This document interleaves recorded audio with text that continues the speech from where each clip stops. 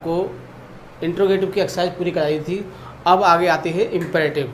Imperative के जितने भी रूल्स हैं हमने आपको सारे लिखा दिए हैं और आपने उनको लर्न कर लिया होगा।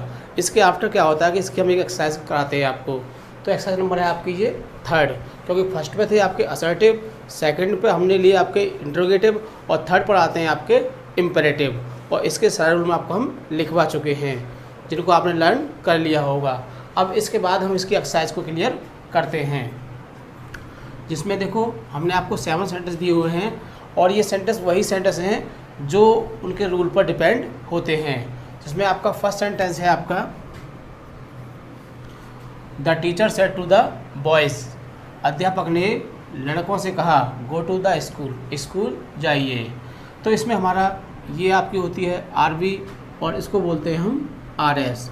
फर्स्ट ऑफ ऑल हम सेंटेंस को पहचानते हैं, लेकिन यहाँ पहचानने की जरूरत है, यहाँ पर सारे सेंटेंस आपके इम्परेटिव हैं क्योंकि ये वर्ब से शुरू हो रहा है, कोई प्लीज से शुरू हो रहा है, किसी में डू नॉट आ रहा है, किसी में लेट आ रहा है, जिनको हम आसानी से पहचान सकते हैं।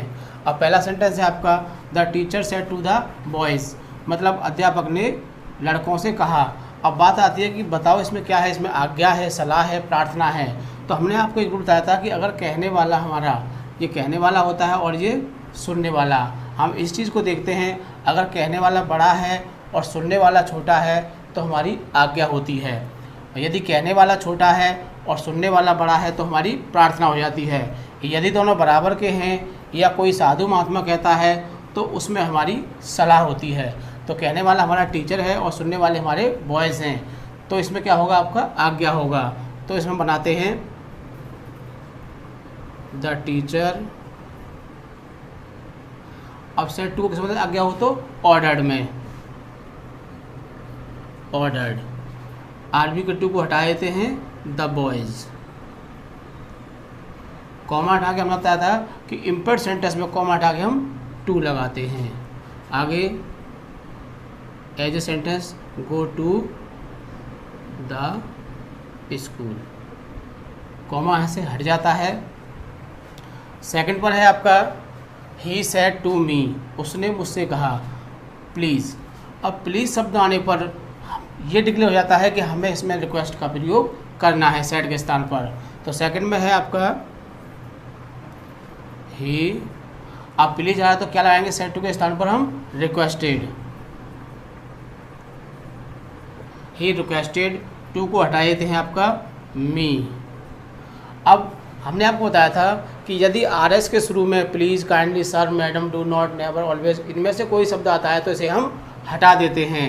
तो प्लीज़ को हटा देंगे, कॉमा हटा क्या लगाएंगे 2, तो गिव का गिव आ जाएगा।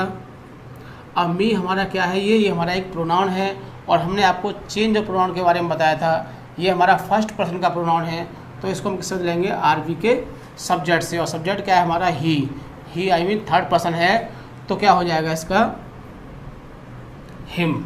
जब इसको हम ही की लाइन में देखेंगे, मी की सीध में आएंगे तो उसको हिम हो रहा होगा। आगे ए पेन, यह हुआ आपका सेकंड क्वेश्चन हुआ सॉल्व। आगे थर्ड पर देखो, थर्ड में है the father said to his son, पिताजी ने अपने बेटे से कहा। पिताजी बड़े हैं, बेटा छोटा है। आगे दिया हुआ है do not drink the wine, शराब मत पियो। तो अब इसमें हम छोटा बड़ा नहीं देखना है, हमें क्या देखना है, आपको दिखाई देगा डू नॉट आ रहा है। और जब डू नॉट वाला वाक्य दिया हो तो उसका एक रूल होता है जो हमने आपको बताया था कि सेड टू के स्थान पर हम फॉरवर्ड का प्रयोग करते हैं। तो बनाते हैं द फादर, सेड टू पे क्या लगाएंगे, फॉरवर्ड, फॉरवर्ड। आगे 2 को हटा देंगे, हिज सन, कॉमा हटा के 2 लगाते हैं और डू नॉट को हटा देते हैं, ड्रिंक द वाइन। ये आपका थर्ड सेंटेंस हुआ clear. Fourth, he said to his friend, उसने अपने मित्र से कहा। क्या कहा, वर्क हार्ड, कठिन परिश्रम करो। हमने बताया था कि जब कोई बराबर में कोई बात कही जाए मित्र जो होते हैं वो बराबर के ही होते हैं। तो जब कोई बात बराबर में कही जाती है तो क्या होती है, वो सलाह होती है। तो बनाते हैं फोर्थ सेंटेंस को। ही सेड टू समझेंगे एडवाइज्ड, ही एडवाइज टू को हटा देंगे, हिज फ्रेंड, कॉमा हटा के वही टू लगाते हैं, आगे आ जाएगा आपका work hard, full stop. Next fifth पर देखिए,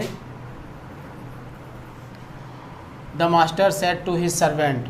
मास्टर में यहाँ मालिक के लिया गया है। द मालिक ने नौकर से कहा, क्या कहा, ओपन द गेट, कि दरवाज़ा खोल दो। तो मालिक बड़ा है और नौकर छोटा होता है, तो क्या होगा इसमें आपका, जब बड़ा छोटे से कहे तो आज्ञा होती है। तो बनाते हैं इसको, द मास्टर सेड टू किसमें बदल देंगे, ऑर्डर्ड में। The master ordered his servant. मालिक ने नौकर से कहा, क्या कहा, ओपन द गेट, कॉमा हटा क्या लगाएंगे आप, टू, ओपन दी गेट। इस तरह से आपका ये 5वां क्वेश्चन हुआ क्लियर। इसके बाद 6 नंबर पर देखो, हम जब आर एस को देखते हैं सबसे पहले क्या करते हैं, पहचानते हैं कि हमारा सेंटेंस किस टाइप का है। तो ये सेंटेंस है आपका लेटस वाला, और लेटस के लिए हमने आपको एक अलग से रूल लिखाया था कि जब आर एस के शुरू में लेटस दिया हो तो सेड के स्थान पर हम प्रपोज्ड या सजेस्टेड लगाते हैं, कॉमा हटा के डेट लगाते हैं, और लेटस के स्थान पर दे शुड या बी शुड का प्रयोग करते हैं। यदि हमारा आरबी का सब्जेक्ट फर्स्ट पर्सन का होता है तो फिर हम बी शुड लगाएंगे, और अगर दूसरे किसी पर्सन का होता है तो दे शुड का प्रयोग करते हैं। इसमें एक और बात होती है जो सब सेंटेंस से अलग होती है, इसमें आरबी के टू को हम हटाते नहीं हैं, बट इसमें है नहीं है, कोई बात नहीं। 6 में देखिए, ही, अब सेड आ रहा है तो सेड को समझेंगे प्रपोज्ड या सजेस्टेड में।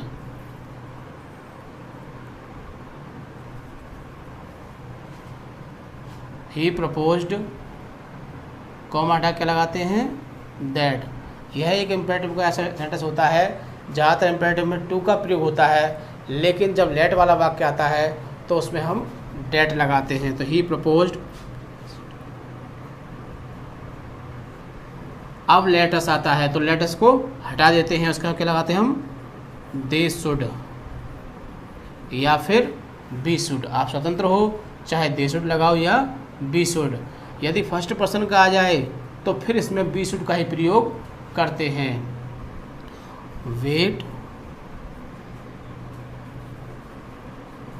For the result. इस तरह से आपका ये 6 क्वेश्चन हुआ क्लियर। इसके बाद आगे आता है आपका 7 पर देखिए, ही सेड लेट मी गो। ही का ही रहेगा आपका, अब सेड आ गया और यहाँ आ गया आपका लेट। हमने आपको बताया था कि लेट के बाद अस को छोड़ के अगर कोई दूसरा शब्द आता है तो फिर हम उसे इम्पेरेटिव की तरह बनाते हैं, आई मीन जैसे ऊपर बनाए इस तरह से बनाते हैं, और लेट के बाद अस आए तो उसका एक अलग रूल होता है। बट सेड के स्थान पर हम क्या लगाते हैं, सेड के स्थान पर हम शाउटेड का प्रयोग करते हैं। शाउटेड, ही शाउटेड, कॉमा हटा के टू लगाएंगे, लेट को नहीं हटाते हैं। अब मी को हम किससे बदलेंगे, ही से, तो क्या हो जाएगा, him. He said to let him, और गो का गो आ जाएगा।